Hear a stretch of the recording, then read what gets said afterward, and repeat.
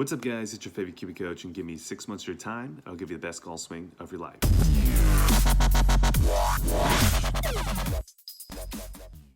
So welcome back to the channel. This is another client before and after video, and I think that this video is going to be a perfect video for a lot of you guys out there who are trying to change your swing, because you're probably wondering, when I start to change my swing, why is it that my play dips or it gets worse initially when I'm trying to change my swing? Is it just me? Is it my fault? Am I doing something wrong? Well, if you're asking yourself those questions, this is the perfect video for you. So let's go ahead and get into it. But before we get into the video, I want to give a quick shout out to our sponsor, and that is Kiwi Golf Japan. If you're too busy or you just can't make it out to our locations for lessons, Kiwi Golf Japan is the membership site for you. With 200 plus videos of golf instruction on the site currently, we have everything on the site you could possibly want.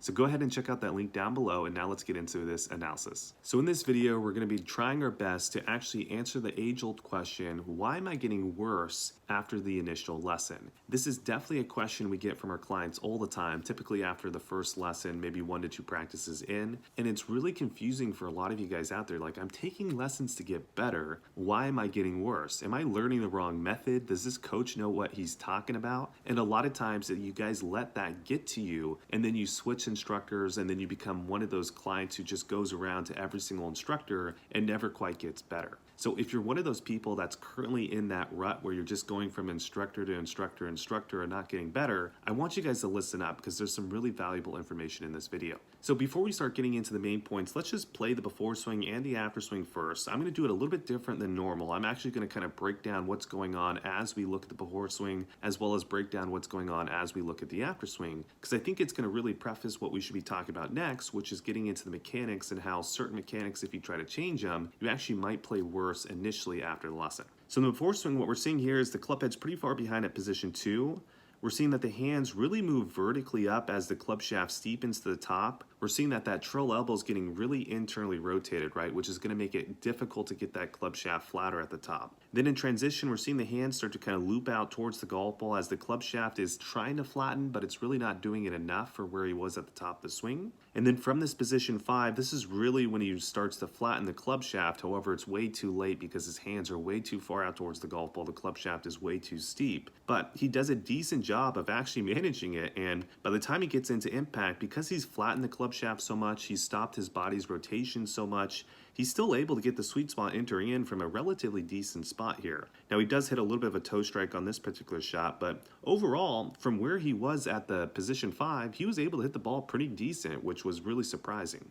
All right, now in the after swing, what we were able to do was we were able to get the hand path a little bit better, a little bit more behind him, club shaft a little bit flatter. We weren't quite able to get the elbow exactly where we want it to be, but there's a little bit of mobility issues with this particular client, so that has to be taken into account. As well, it's just really his first lesson, and it's difficult, obviously, in the first lesson to get everything done. But we were able to change the club shaft, we were able to change the transition, and then right around position 5, the club shaft is a lot flatter. Right around kind of this P5.5, the club shaft is much flatter, right? So again, we're not going through the neck anymore. However, from here, he continued to do his old motion, and this caused him to get way underneath the plane, and he's actually in a worse spot right here than he was before. And the main reason why was he changed his transition move, but didn't change his kind of P5 to P7 move. And this kind of gets into the first main point of this video. Depending on what mechanics you change and kind of when you change them and how much of them you change, you most likely are going to hit the golf ball a lot worse. And it's exactly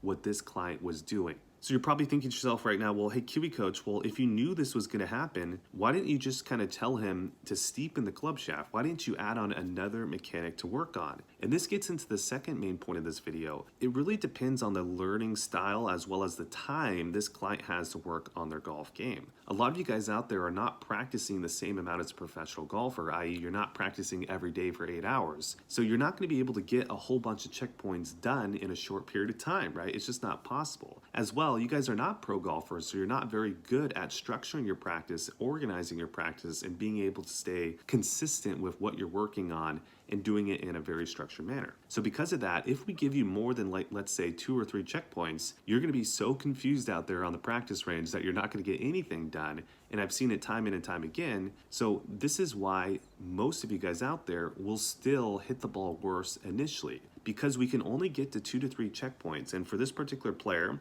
the checkpoints we worked on was kind of the trill elbow, club shaft position, and then the transition move, right? So that's 3 checkpoints right there. And yes, we were able to get amazing results. We were able to get rid of that steep club shaft position, but because we couldn't add on the steepening motion, he's still going to be underneath the plane. And for this particular client, if we added on the steepening motion, I think that was going to be just one too many checkpoints for him to handle, and he wasn't going to be able to get the initial part, the more important part initially, which was going to be that top of swing position and transition. So as you can see with the second point there, it's really important how much can you handle as a person. If you're one of those people out there that's great at multitasking, you guys can handle a bunch of things at once, well, you guys can probably get a whole lot more done quicker than someone who's maybe not as competent at that skill. And for you guys out there who are not that competent at that skill, that's completely fine as well. Don't feel bad about yourself, right? Just recognize what your personal strengths are and what you can do. And if you're not good at multitasking, don't try to, be good at multitasking, right? It's going to take a whole lot of effort to be good, and you're probably not going to do it at this point, and you're probably not going to get the results that you want. So be okay with doing less checkpoints, taking a little bit longer, and just knowing that you're for sure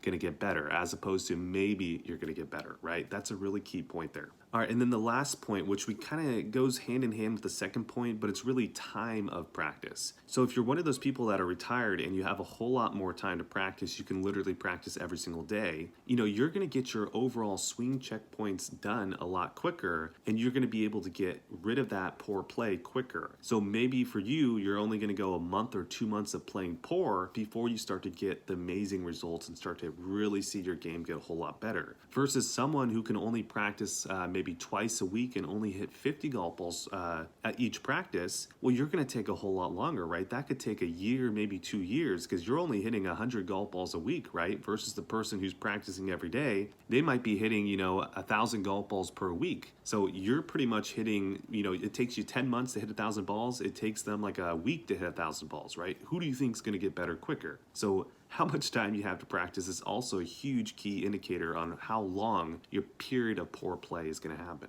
So I'm hoping by now you guys are getting a lot better understanding of the reasons why you're going to probably play poorly initially after the lesson. It really does depend on what mechanics you're working on. So if you're working on kind of P5 to P7, you probably should get better, not worse. But if you're working on things before that, you probably will get worse at first. Depending on what type of personality type you are, if you're really good at handling a lot of things at once, maybe you're going to be able to do more at once and get better quicker. And then also how much time you have to practice, right? If you have a lot of time, even if you're not one of those people that's very organized, you still will get your checkpoints done quicker because you can hit more balls and it's going to be done in a shorter period of time. All right, that's it for you guys on YouTube, but before you guys click off the video, let me give you guys some wrap-up points. First and foremost, when it comes to are you going to get worse initially after a swing change, I think a large percentage of you guys watching this video will. And the main point is you're going to take too much time because you don't have a lot of time to practice. I know a lot of you guys out there are really busy, so you probably only can hit about 100 golf balls, maybe 200 golf balls a week. So because of that, it's going to take you a long time to kind of become subconsciously competent with the swing changes that you're working on. Now, even though it's going to take you guys a long time, don't worry, you're still going to get better within the process. Just because the initial part is playing worse doesn't mean that the middle part or the end part is not going to get better, right? So just get past that initial part. For a lot of you guys out there, that could take 3, maybe 5 months. And then once you get past that initial part, I promise you, you will start to see the play get much better